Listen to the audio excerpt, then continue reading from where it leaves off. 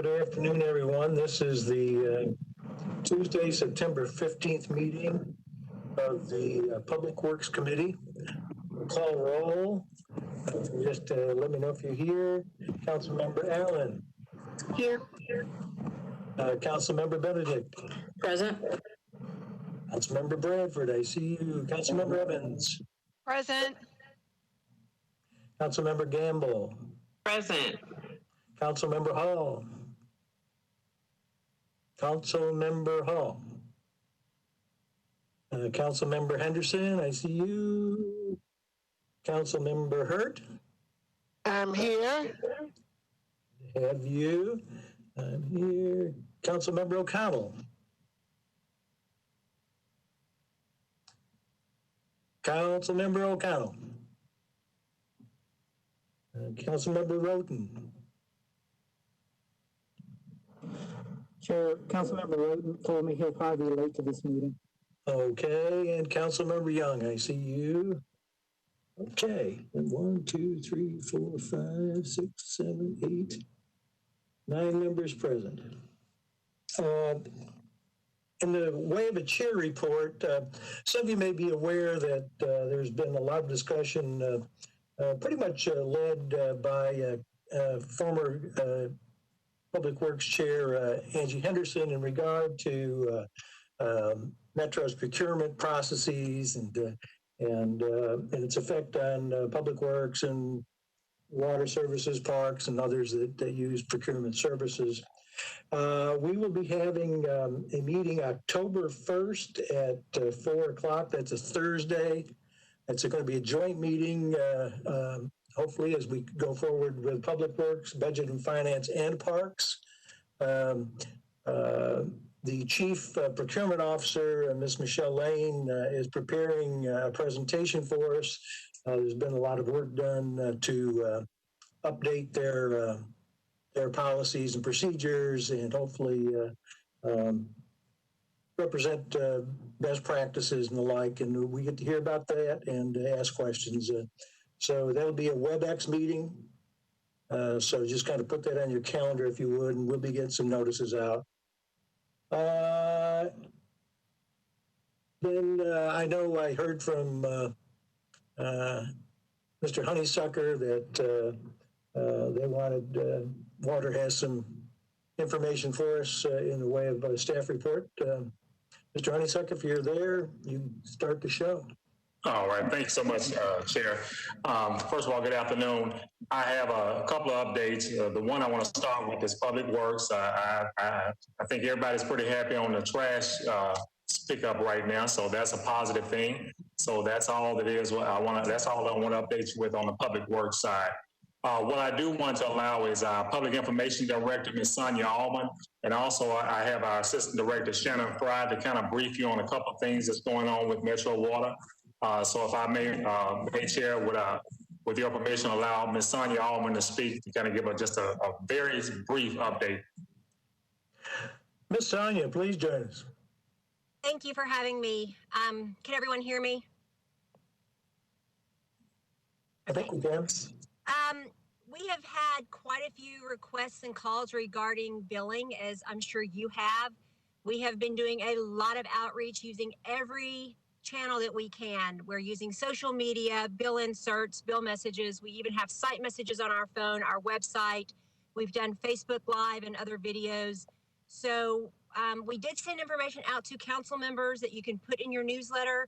We ask that you do share our posts, forward our posts, so that other people can see them. The more reach we get, the better. The best tool that we have for your constituents is the simple rate calculator that is on our website. That will show them how much of their water usage is in those upper tiers. We are seeing that increase is due to the summer water usage. I think people were not realizing how much they irrigated when water rates were low. And now that latter tier is a much higher rate, they're seeing that increase substantially. So helping them understand how to read the bar chart on the left-hand side of their bill to make sure that their bill is consistent and they don't indeed have a leak. And then using that rate calculator to see how that additional usage is affecting them. We are happy to help if you need information or data. I know Shannon and I have both been providing that as requested. So just wanted to give you that update, and I will hand it over to Shannon. So before Shannon speaks, Chair, I do want to let you know the information that the Public Works Committee received. They had asked several questions. Council Lady Evans had asked a few things, and I hope you all had a chance to review the information that was sent out. So I know with the, just to be respectful of time, I wanted to see if you have any questions that you may want to ask Ms. Shannon Fry in regards to that information that was sent out. Thank you.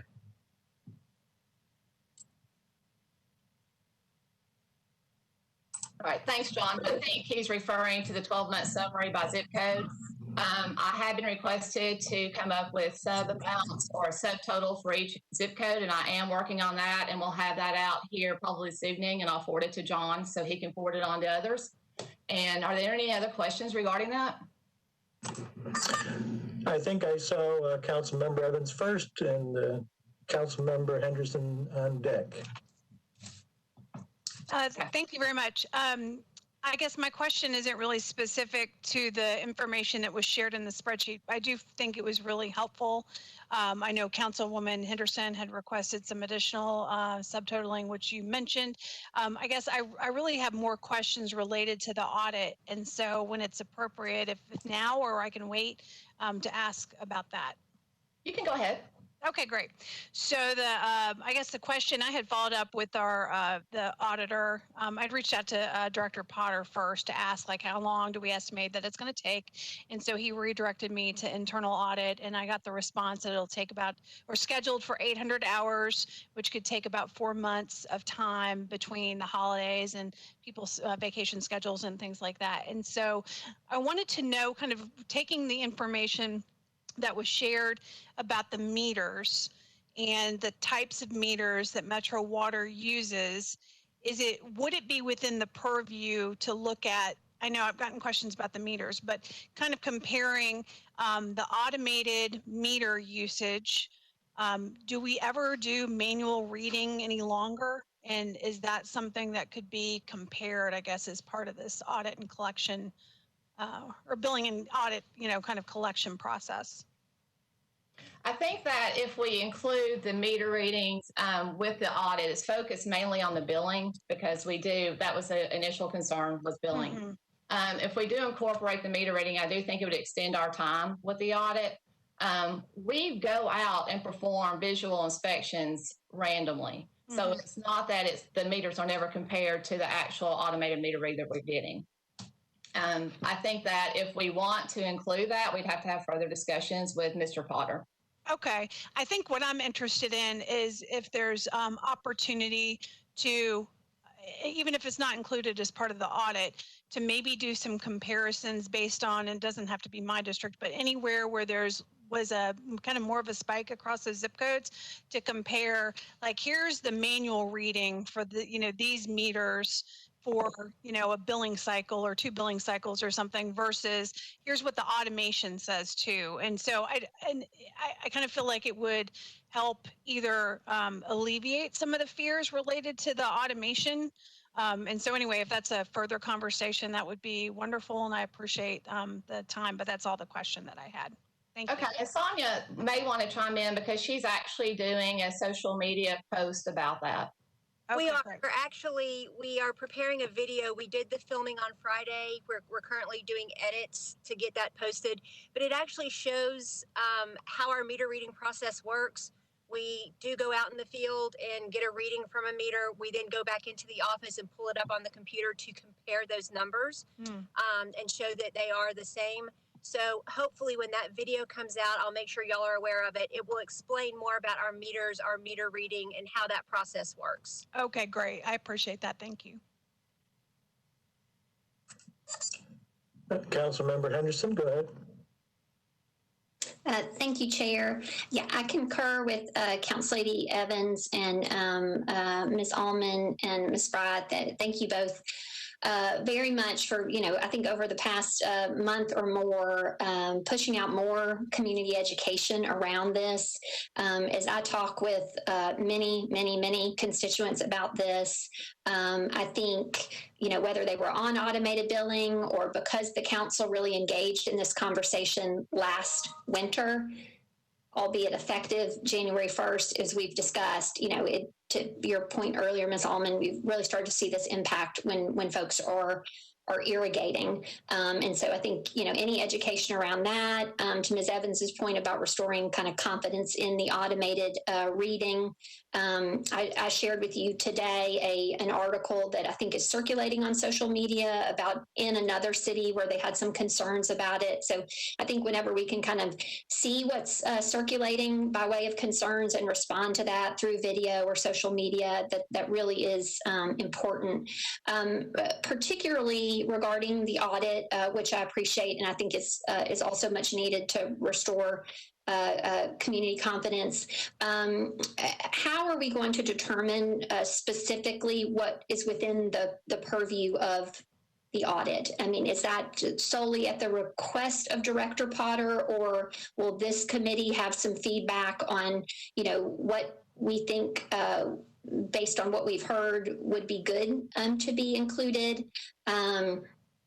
So, Council Lady Evans was speaking about kind of what the parameters of that might be, because I think, colleagues, I think what we're going to have to address somewhat is, while yes, we have a convergence of irrigation use in a new tiered system, the tiered billing is, it's predicated on kind of a conservation model, right? The more you use, the more you're charged. But what I'm hearing from constituents is they're feeling like, well, that might be one thing for Colorado or Arizona or California, but, does Nashville have a shortage of water, right? So I think we all recognize conservation is a general good, right? We want to conserve resources, but that kind of being the foundation of the billing tiers, I think is kind of up for scrutiny. I mean, what I'm hearing is folks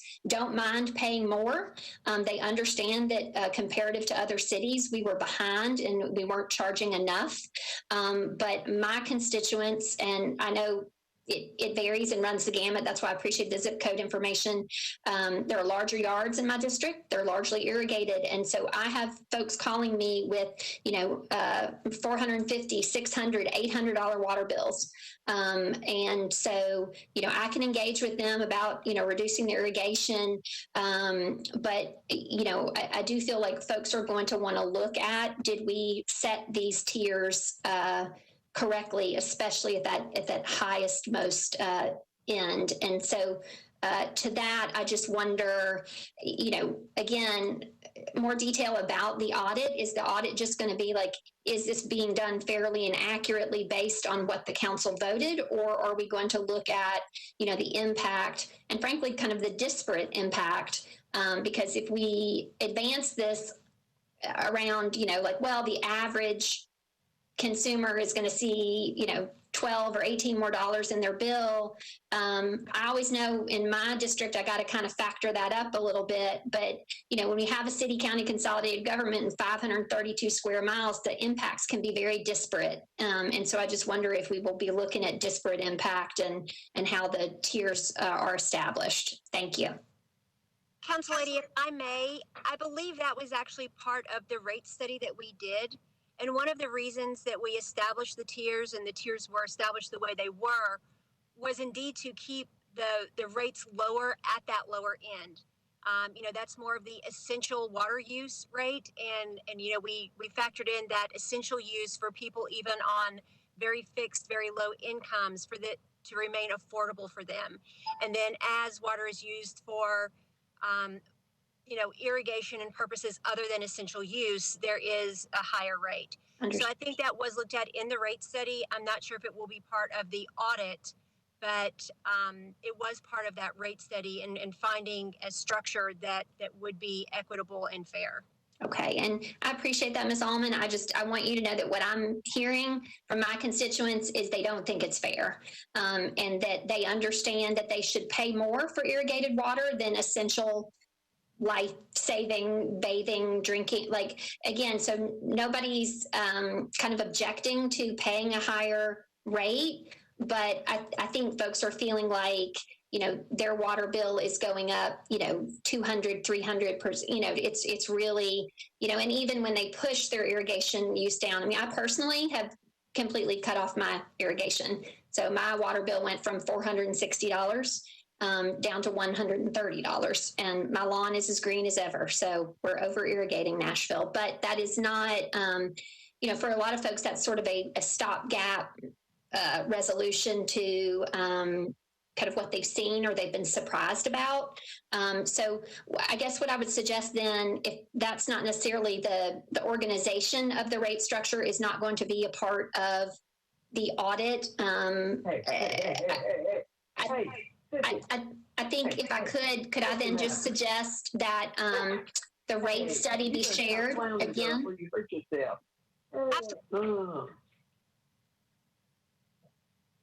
I apologize. So my question was just, could the rate study, which we all reviewed back in the fall, could you pull some pieces of that that might be relevant for us to share with constituents, or, you know, just, you know, the rate study piece? Thank you.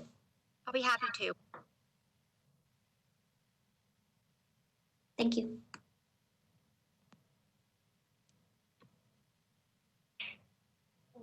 Ms. Evans, did you have another question? I do, actually, because Councilwoman Henderson kind of reminded me. So I've heard similar concerns that she has heard. I think that on my end, the concerns I have heard have really been about the idea of that we're penalizing families where there's more people in a household, and that increase, you know, there's some people that have been concerned that, are you discriminating against me because, you know, we've got 6 people in my house or in my apartment or whatever. And so I have started going back and sharing that rate study to say that we didn't come up with this out of thin air. So I think that is a good tactic.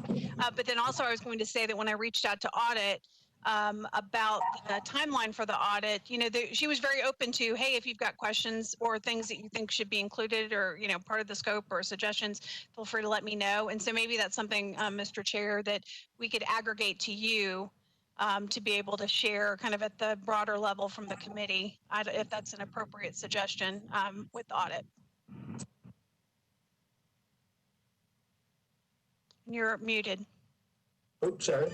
I think we might want to aggregate that to Mr. Cooper, our director. Okay, well, I guess take the feedback from all of us instead of, you know, sharing it independently, I guess is my point. So that would be great. Okay.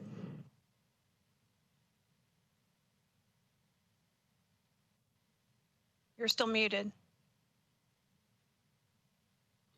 We'll get this down yet. Councilmember Henderson, your hand's still up. Did you mean to? Okay, so I'm not the only one. No, sir. I did not mean for it to remain up. My apologies. Okay. Do we have any other staff reports? Going, gone. All right, we'll get on into the agenda here. I have put together somewhat of a Bob. A consent. Yeah, this is Councilwoman Hurd. I just wanted to say that I concur with Councilmembers Henderson and Councilmember Evans, because I've heard from constituents who also is feeling the same thing, and they have an apartment, and with all of the families that are experiencing the same type of increase, it has just been huge for them when you're talking about $700 or $800 a month increase. So I just want to, and this is an apartment in North Nashville. It's Councilmember Taylor's district, but because I have a relationship with them, they reached out to me. But I just wanted to be a part of the record so they would know that it is affecting people all over and not just any specific area. So noted. Thank you. Thank you.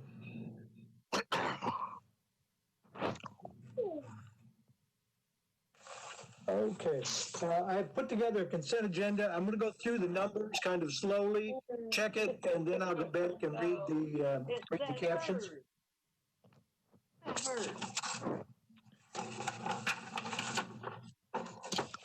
First on the consent agenda, resolution RS 2025-38. Somebody might want to mute. I think we're getting some.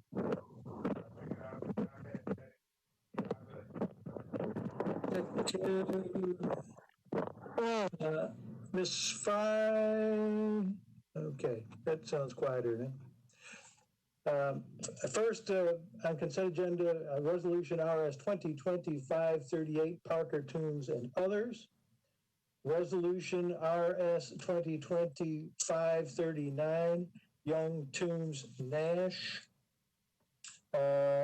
Bills on second reading, bill number 2024-24, Murphy, I'm sorry, that's not on, excuse me, not on consent.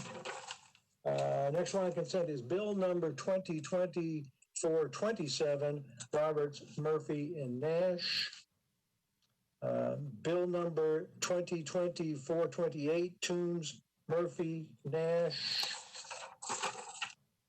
Bill number 2024-29, Benedict, Murphy, and Nash. Bill number 2024-30, O'Connell, Murphy, and Nash. Bill number 2024-31, Taylor, Murphy, and Nash. Bill number 2024-32, Pulley, Murphy, and Nash. Bill number 2024-33, Toombs, Murphy, and Nash. Bill number 2024-34, Benedict, Murphy, and Nash. I'll go back and read those captions. Anybody have anything I need to take off at the moment? Okay, one more time to check it out here. Resolution RS 2025-38, Parker, Toombs, and others, approves Amendment 1 to an agreement between the Tennessee Department of Transportation and Public Works for the acceptance of work in connection with the construction of sidewalks along Dickerson Road from Douglas Avenue to Trinity Lane. Resolution 2020-539, Young, Toombs, and Nash, approves a cooperative agreement with the United States Department of Agriculture, Natural Resources Conservation Service to stabilize the stream banks and protect a main sewer line along Mansker Creek near Old Springfield Pike in Davidson County. Bills on second reading amends Bill 2024-24, Murphy and Sledge, amends the Metro Code to require additional public notice regarding applications for, I'm sorry, did it again. That's not on consent. Skipping to bill number 2024-27. Abandons by Roberts, Murphy, and Nash, abandons existing easements for 5 properties located at 4427 Michigan Avenue, formerly a portion of an unnumbered alley. Bill number 2024-28, Toombs, Murphy, and Nash, authorizes the Metro government to negotiate and accept permanent and temporary easements for the 14th Avenue North Stormwater Improvement Project for 6 properties located on 14th Avenue North and Middle Street. Bill number 2024-29 by Benedict, Murphy, and Nash authorizes the Metro government to negotiate and accept permanent and temporary easements for the Pennington Avenue Stormwater Improvement Project for 8 properties located on Pennington Avenue and Burns Street. Bill number 2024-30, O'Connell, Murphy, and Nash, abandons existing water main, fire hydrant assemblies, and easements to relocate existing water main and to accept new water main, fire hydrant assemblies, and easements for property located at 1419 Rosa L. Parks Boulevard. Bill number 2024-31, Taylor, Murphy, and Nash, abandons public water mains and easements, and to accept new public water main, fire hydrants, and easements on property located at 640 21st Avenue North. Bill number 2020-432, Pulley, Murphy, and Nash, abandons existing water mains, fire hydrant assemblies, and easements, and to accept new water and sanitary sewer mains, fire hydrant assemblies, sanitary sewer manholes, and easements for property located at 1120 Glendale Avenue. Bill number 2020-433 accepts public sanitary sewer mains, sanitary sewer manholes, and easements for 6 properties located on Youngs Lane and West Trinity Lane, also known as New Cumberland Townhomes. Bill number 2020-434, Benedict, Murphy, and Nash, abandons existing sanitary sewer easement rights for property located at 4810 Gallatin Pike. Anything anybody see that needs to come off of the consent agenda? If going once,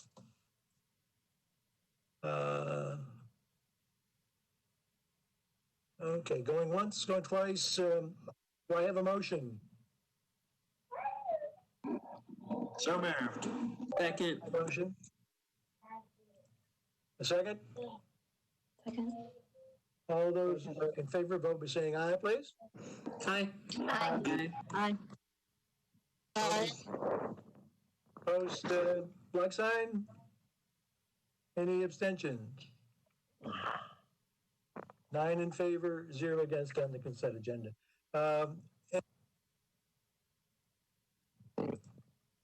And I must excuse myself one more time here.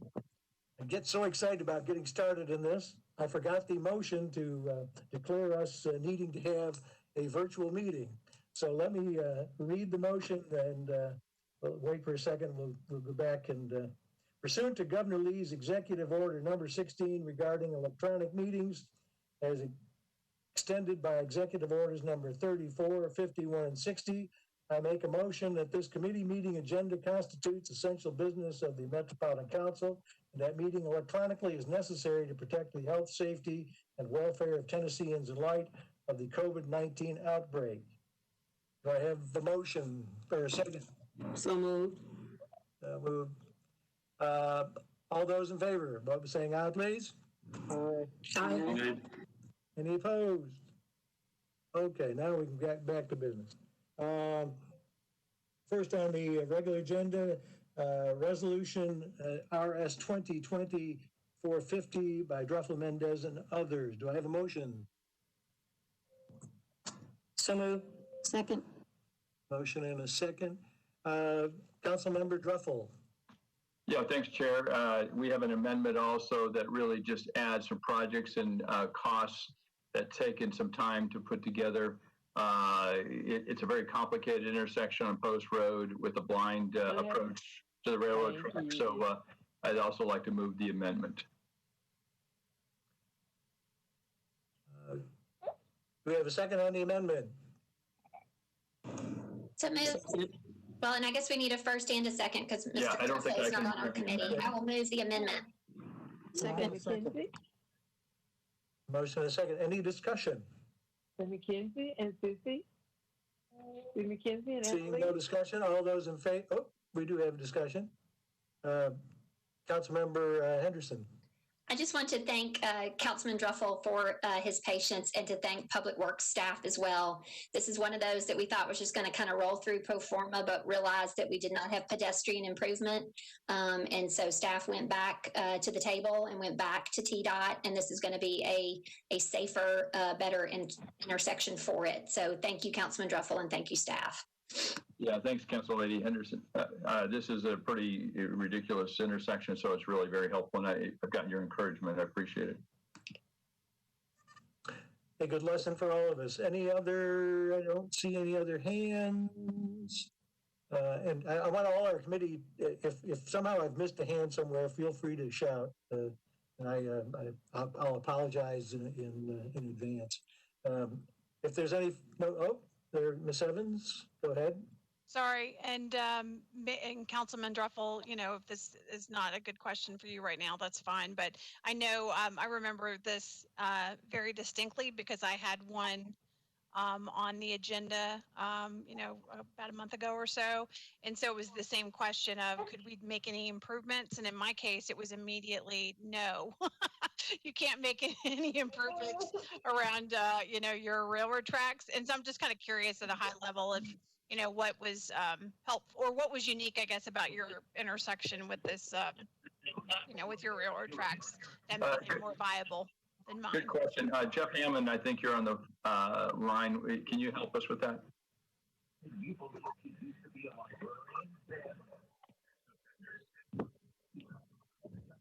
So this is Jeff Hammond with Public Works, and each one of these is a unique case. We take these case by case and work with TDOT.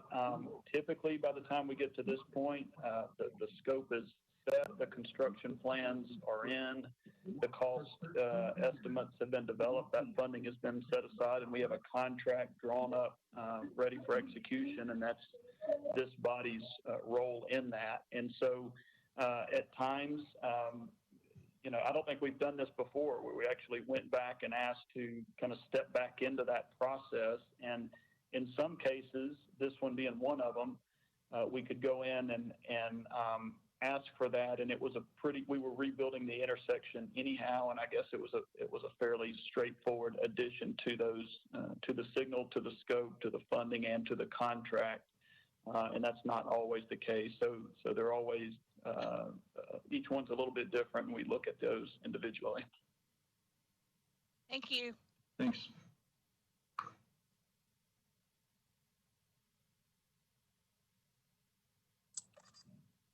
Seeing no one else, we'll be ready to vote. All those in favor, vote by saying aye. Aye. Those against? Aye. Any against? Any abstentions? 9-0.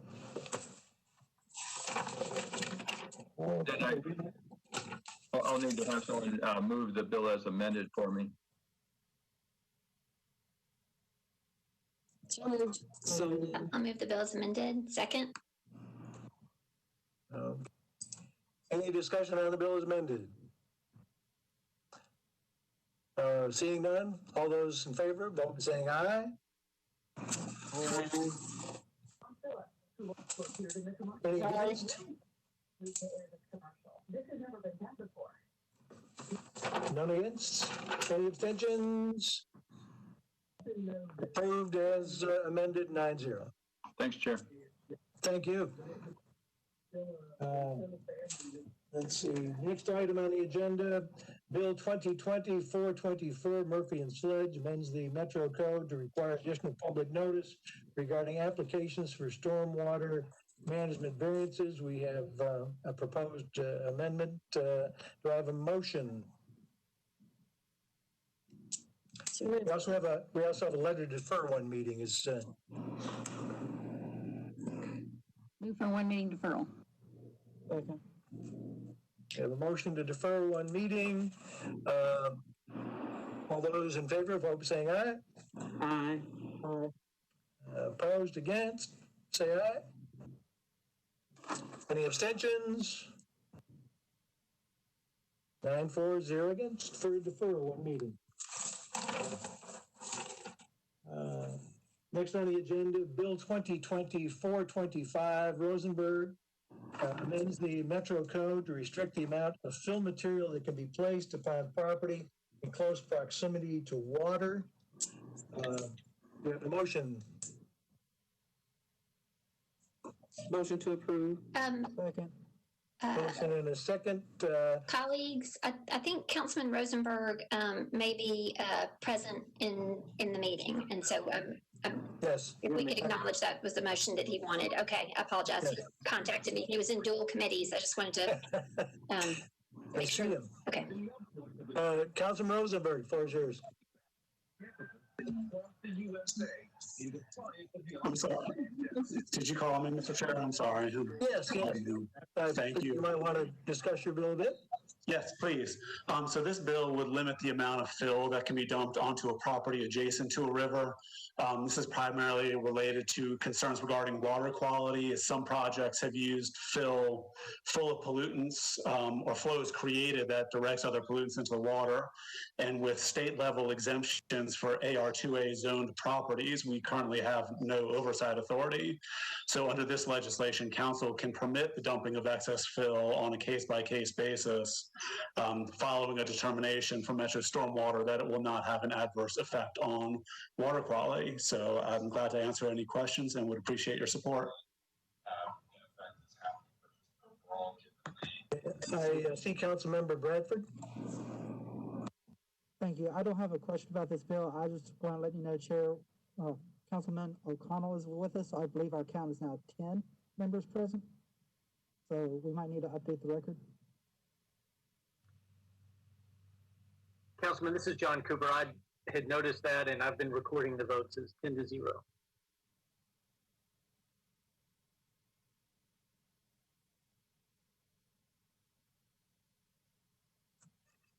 Councilmember Benedict. Thank you, Chair. Much of my district is along the Cumberland River, so but we have a bluff for the most part. So I appreciate that the bill sponsor does have the possibility for an exemption. A lot of any fill that might be needed along Moss Rose, for instance, or Brush Hill, again, where it's a bluff against the river, may be needed elsewhere on the property, not even abutting the river. So as long as there's that possibility to do it by resolution, as a council member with a lot of river in my district, I support this bill. Recommend approval by the committee. And thank you to the bill sponsor for including that. Councilmember Gamble. Thank you, Chair. And I would also like to thank the sponsor, Councilman Rosenberg, for bringing this bill forth. I too have a lot of AR2A area in my district and a lot of creeks.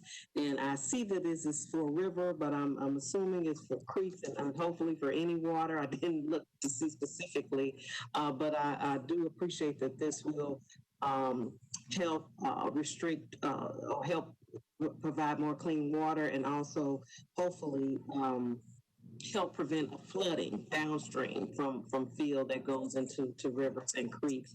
Am I correct that this would also include creeks?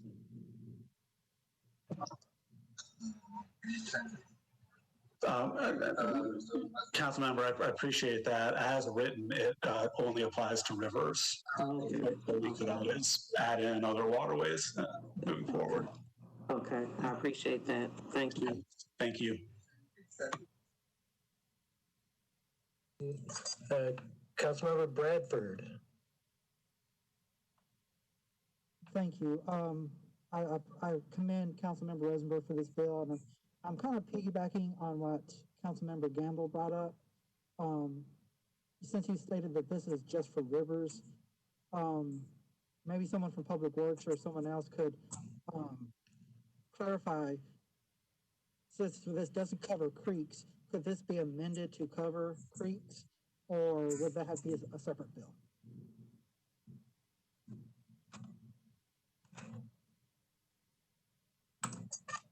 Anybody from Water Services or Public Works speak to that? This is John Honeysucker. I have, Chair, I have Michael Hunt, who could speak more about this particular legislation. Michael, if you don't mind, please.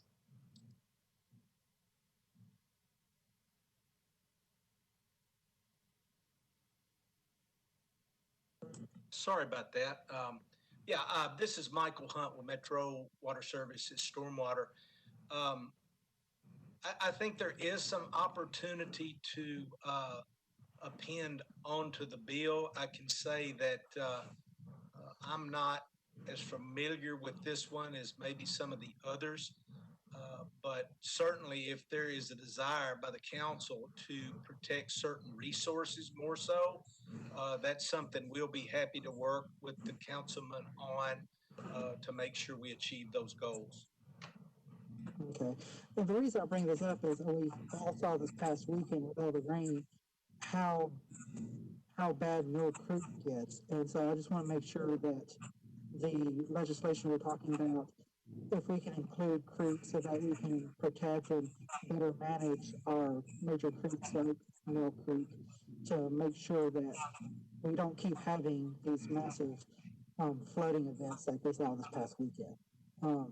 If the sponsor would be willing to make that amendment to this bill, if he would consider that friendly, I hope he would consider that, but that's all I've got.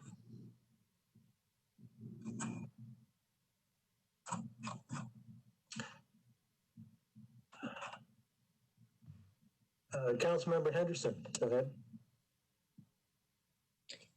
Thank you, Chair. My question is for Mr. Hunt or for stormwater.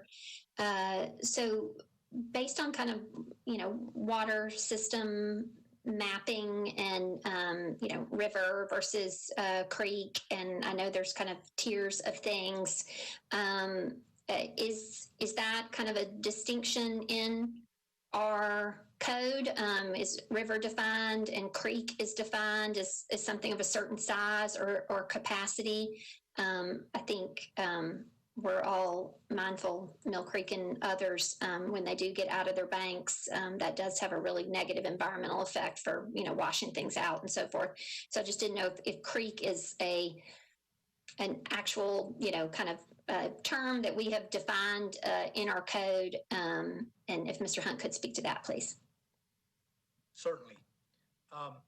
As it relates to fill in the floodplain, we do have provisions in the Stormwater Management Manual that limits fill in the floodplain, which is in essence a bowl to hold floodwaters during flood events. So on a grading permit site, the engineering has to show that that material will be balanced or the site has to get a variance. So as far as uncompensated fill in the floodplain, that is covered, and that is based on the FEMA flood maps as far as what the floodplain is.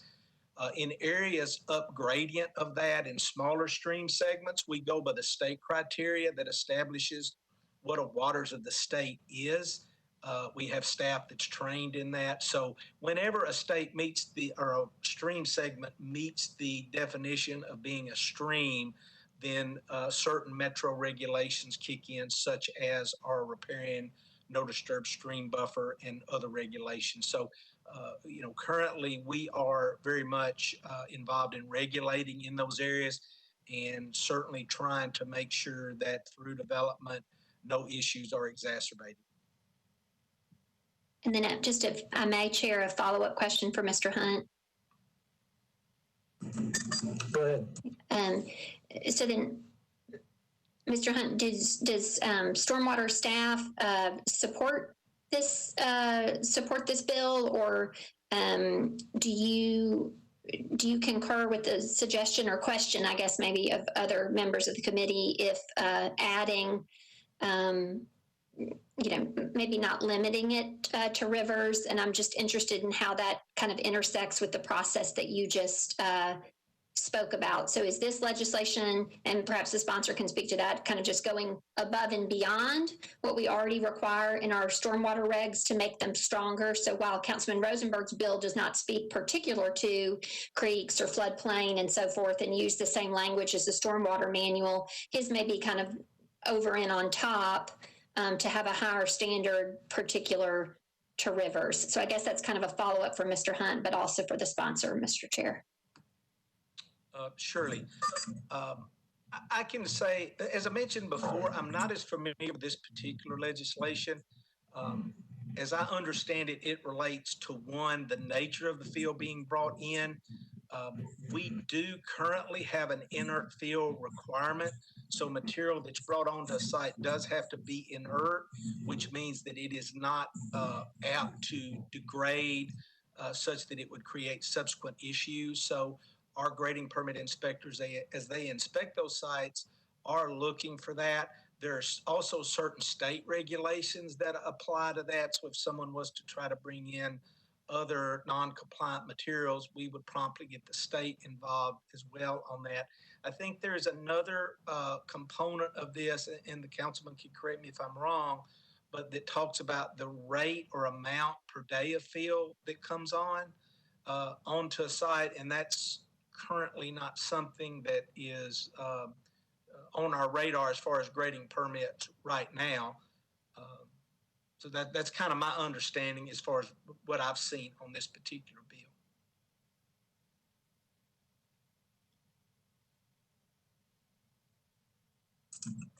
bill. Councilman Rosenberg, did you have further comment on that question? Or?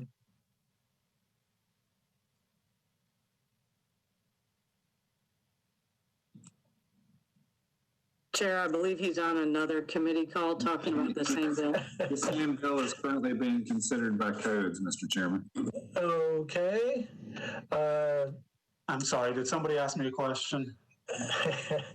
Well, you missed kind of the run-up to the question, so I'm not sure. Maybe you can restate it very briefly, Councilmember Henderson.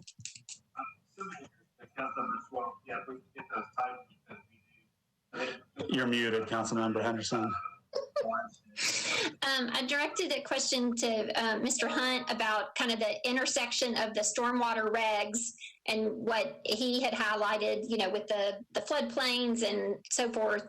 And so if your bill being only particular to rivers, the suggestion of the committee was, well, could it include creeks?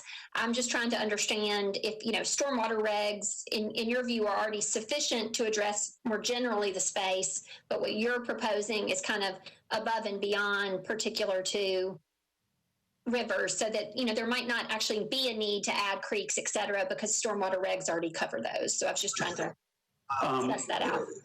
Thank you. Since Councilmember Bradford brought it up, I've been informed that since the caption of this bill only mentions rivers, that we would need a new bill to bring creeks into it.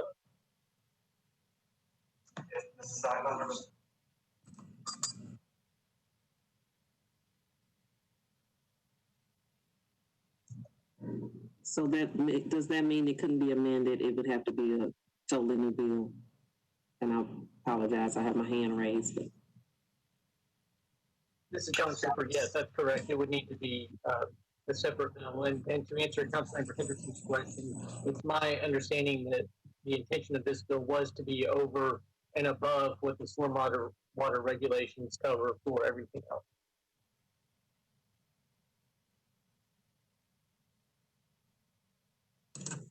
I see Councilmember Allen's hand up. Just a procedural question. So would this bill be amendable or substitutable on third reading, or does it make more sense to simply pass this one and then start over again for creeks? There would need to be a new bill that goes through the process that is specific to other types of waterways. Did that answer your question, Councilmember? Councilmember Allen? Yes, that answered my question. Okay. I see Councilmember O'Connell. Thank you, Mr. Chair.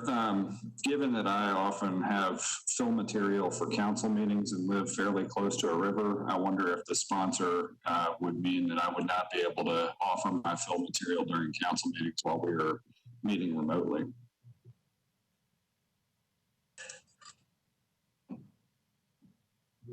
I think you have left him speechless. Yeah, I think he's in another committee, so I'm going to have to ask him on the floor.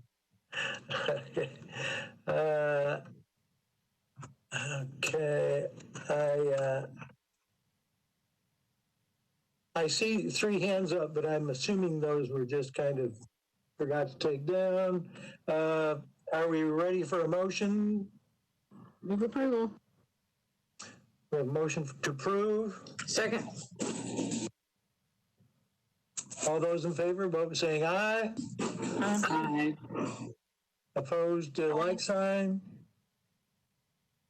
Any abstentions? Approved 10-0.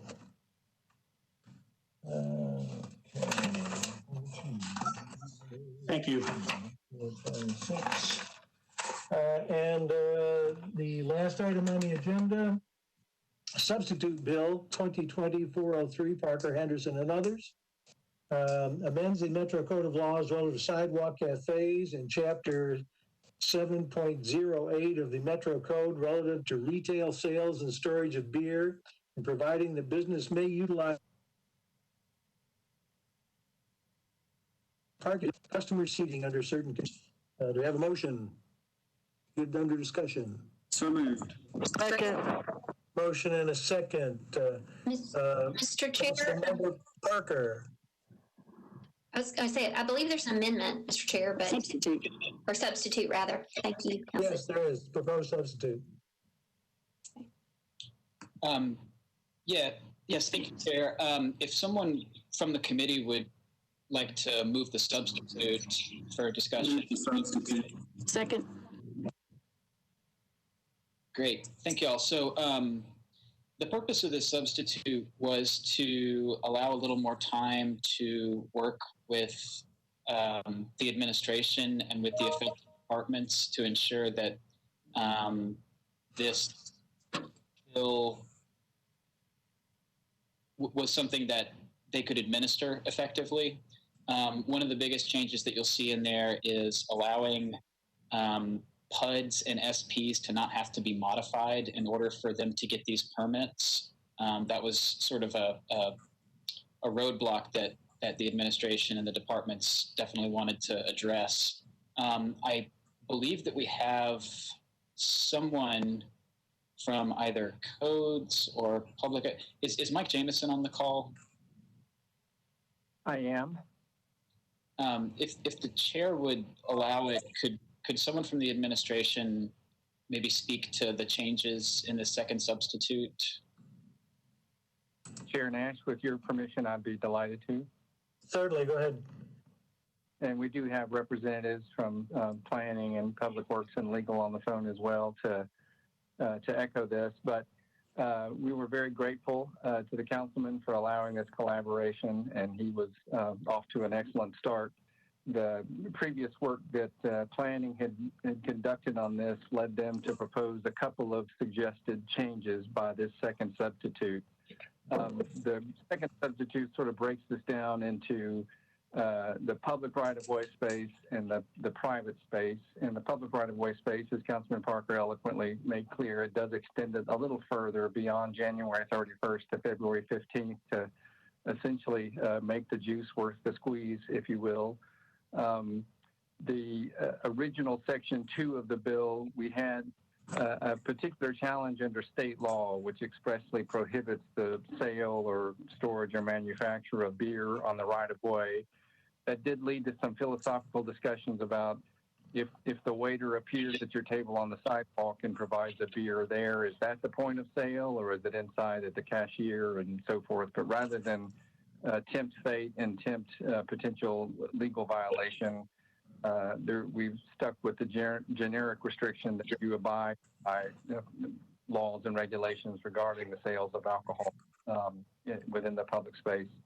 And then the third section dealing with the private space, this does specify that it applies to restaurants and bars, which is where we had heard the interest expressed, rather than all businesses. If this were permitted to all businesses, keeping in mind that this is a bit of a pilot program. If this proves successful for restaurants and bars, we can easily expand it. But if we start off with all businesses, codes would be unable to really restrict it reasonably there. There's an application process involved. This is, as Councilman Parker pointed out, this does address and alleviate any inconsistencies that might apply from overlays. The use restricting overlays that include SPs, PUDs, neighborhood landmarks, historic B&Bs, this would allow those within those districts as well as throughout the county. And it provides for a 150-day maximum period subject to renewal. Again, keeping in mind that this is essentially intended as a pilot. We are very, very grateful to Councilman Parker for his indulgence in participating with planning and public works. And that's it. Okay, let me look here. Any further comments? I don't see any. All those in favor of the bill as substituted, vote say aye. Aye. Aye. Aye. Any opposition? Seeing none, proposed to second substitute approved 10-4, 0 against. And I think that brings our meeting to a close. Councilman Nash, just Yes. point of order. I believe we moved the substitute, but then we need to vote on the bill as substituted. Am I correct? All right. I apologize. All right. Brother Cooper, I suspect the former chair's got this down. She is correct. Okay, let's vote on the bill then. All those in favor, vote by saying aye. Aye. Aye. Opposed by, any opposed? Any abstentions? Okay, we're approved 10-4, 0 against. Now I think we might be done. Okay, thank you.